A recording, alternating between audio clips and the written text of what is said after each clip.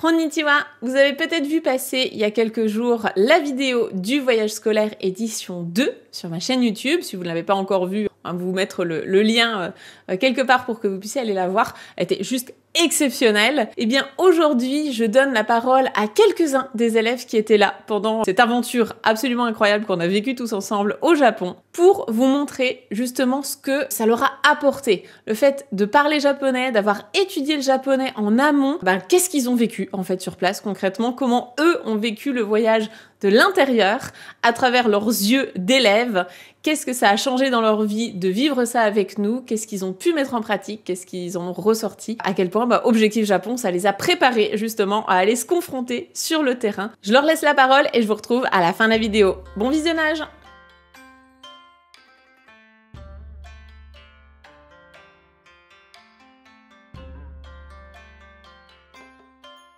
Génial. Trop bien. Permet de parler enfin. J'ai adoré. Comblé.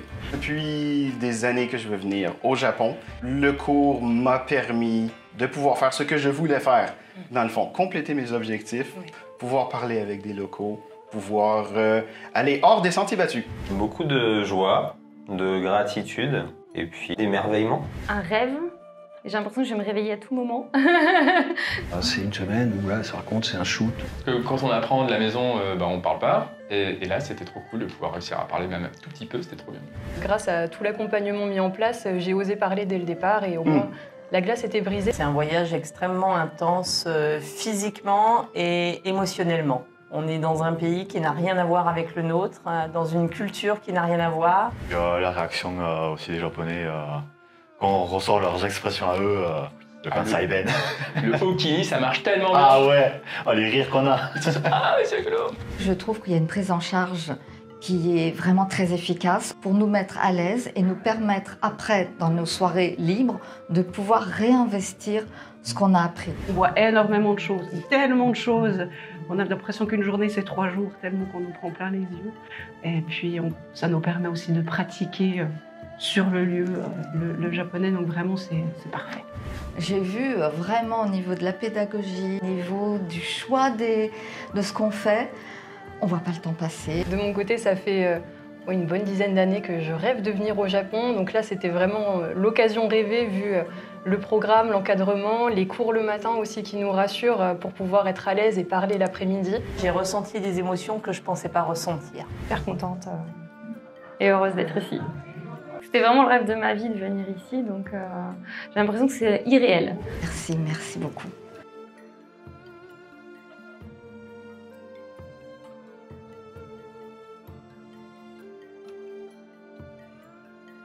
C'était l'après-midi chez Keiko-san. Parce que quand même, être reçu chez eux directement, déjà, c'était un honneur. Ils étaient vraiment dans la transmission avec l'envie de partager leur savoir-faire, d'échanger avec nous, de nous expliquer les choses, et puis vraiment d'une manière qui était tellement gentille, adorable. Donc c'est pas quelque chose qu'on peut faire. Je pense que la plupart des gens, quand ils font leur premier voyage au Japon, je pense qu'ils n'ont pas cette chance-là. Le fait de vous avoir à côté, en appui, c'était bien parce qu'on savait ce qu'il nous disait et c'était émouvant. La rencontre avec Keiko-san, ça m'a fait beaucoup, ça m'a touchée énormément. Ouais. Quand elle nous a fait faire une guérie et qu'elle nous a ouvert la porte de chez elle, ouais, là vraiment, ça touche vraiment au fond du cœur. Ce qui m'a le plus marqué, c'est de me retrouver dans la cuisine de Keiko, en fait. Enfin, je suis arrivée chez elle, on ne se connaît absolument pas, on ne parle pas la même langue, et d'un seul coup, on se retrouve dans sa cuisine et elle nous reçoit comme si on était des amis ou de la famille. Manger la soupe miso. L'après-midi Koto, là vraiment, j'en ai pris plein la tête, là quand même. Vraiment, c'est un couple. Keiko aussi, ça m'a beaucoup touchée au niveau musical. J'avais jamais entendu un concert de koto comme ça et de flûte et je les ai trouvés hyper attendrissants et ça m'a vraiment aussi touchée. La séance koto, ça m'a bien pris. Là, c'est pas comme quand tu visites, etc. Parce que là, tu as l'impression que il te donne un peu enfin, c'est plus qu'une visite ou quoi que ce soit, c'est beaucoup plus profond. De voir avec quel plaisir ils nous transmettaient leur savoir, leur passion. Ce sentiment d'être vraiment avec les gens, d'une gentillesse. Elle parlait doucement pour qu'on puisse tout comprendre, avec des mots simples. C'est un moment merveilleux. Je pense que la scénette, là, bah, ça nous force vraiment à parler et à réfléchir à des petits trucs avec un peu d'humour en plus. C'était cool. C'était cool. C'était flippant, mais c'était cool. Et, petit plus, le chauffeur de bus. On a eu un chauffeur de bus qui est rentré avec nous, qui nous a salué avec sa casquette. Enfin, vraiment, cette gentillesse des Japonais. Moi, c'était vraiment aller dans les restaurants pour qu'on est soi-même. Et puis, vraiment, certaines saveurs aiment bien discuter. Donc, lancer une petite conversation. Moi, c'était vraiment la cérémonie bouddhiste le mercredi matin.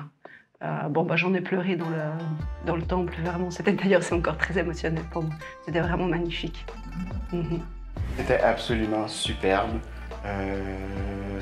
L'atelier Feuille d'Or, c'est sûr, ça a été un highlight de mon côté. C'était vraiment, c'était super beau. On a eu le temps de bien faire notre petite assiette. Et le résultat est vraiment... Je vais le chérir pour le reste de mes jours. Oui, non, avoir un sugoi du maître, le maître qui m'accueille chez soi avec sa femme et son apprenti, et voilà. Et on me demande, qu'est-ce que ceci? Voilà, c'est aimé, mais pourquoi, mon cher? Et voilà, c'est ça que je fais comme profession. Et la révérence et tout. Le maître qui est chez nous et qui fait la révérence et qui me salue bien bas et tout, c'est... J'ai eu des émotions, et voilà, ça m'a pris un certain temps à m'en remettre. Et après, moi, ce que j'aime, et j'espère que ça vous embête pas trop, mais c'est de pouvoir vous poser des questions au fur et à mesure quand on marche dans la rue. Le respect des gens, l'un pour l'autre, peu importe qui, je trouve ça beau. Tous les matins, j'étais super excitée de venir.